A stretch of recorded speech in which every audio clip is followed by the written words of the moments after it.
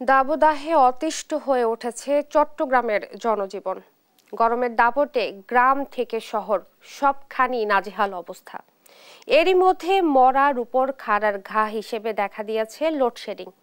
এর থেকে কিছুটা স্বস্তি পেতে চার্জার ফ্যানের দিকে ঝুঁকছে মানুষ। চাহিদা বাড়ায় ফ্যান ও চার্জার ফ্যানের দাম বাড়িয়ে দিচ্ছে অসাধু ব্যবসায়ীরা।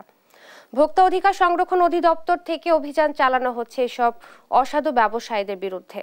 চট্টগ্রাম থেকে সহকর্মী একেএম নাজিমের রিপোর্ট।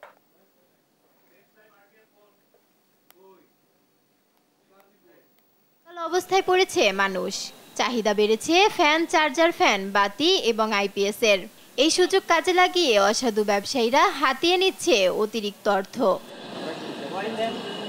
অসাধু ব্যবসায়ীদের বিরুদ্ধে চট্টগ্রামের রাইফেল ক্লাব ও রিয়াজউদ্দিন এলাকায় অভিযান চালিয়েছে ভোক্তা অধিকার সংরক্ষণ অধিদপ্তর। এ সময় ফ্যানের দাম বাড়ানোয় 2 দোকানিকে 25,000 টাকা জরিমানা ও অন্য দোকান মালিকদের সতর্ক করা হয়েছে।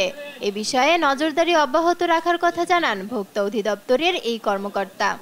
তারা বলছে যে ইম্পোর্টাররা দাম বাড়িয়ে দিচ্ছে, তো ইম্পোর্টাররা দাম বাড়িয়ে দিলে ওনাদের সে ক্রয় ভাউচার থাকবে। সেই ক্রয় ভাউচার কিন্তু আমরা যে প্রতিষ্ঠানকে জরিমানা করেছি দেখাতে পারিনি। যে এই প্রতিষ্ঠানটা দেখেন, এই প্রতিষ্ঠানেও আমরা দেখলাম যে ওনাদের মূল্যে খুব বেশি তারতম্য আমরা দেখিনি, কিন্তু ওনারা আমাদেরকে ক্রয় ভাউচার দেখাতে পারেননি।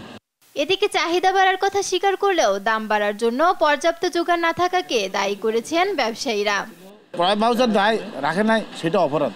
সেই অপরাধের হিসাবে আমি জরিমানা করেছি। এটা যে ফ্যানটা কিনছে 300 টাকা, এখন ঢাকাতে আজকে বলছে 800 টাকা, আজকে বলছে আজকে 800 টাকা। তো আমাদের সেই আমরা অবশ্যই আমাদের এখানে লাভ কমে করে, বেশি করে না, লাভ কম করে, কিন্তু ফ্যানের দাম ইম্পোর্টার বাড়াইছে, এই হিসাবে বাড়তি রেটে বিক্রি করতে হয় আমাদের।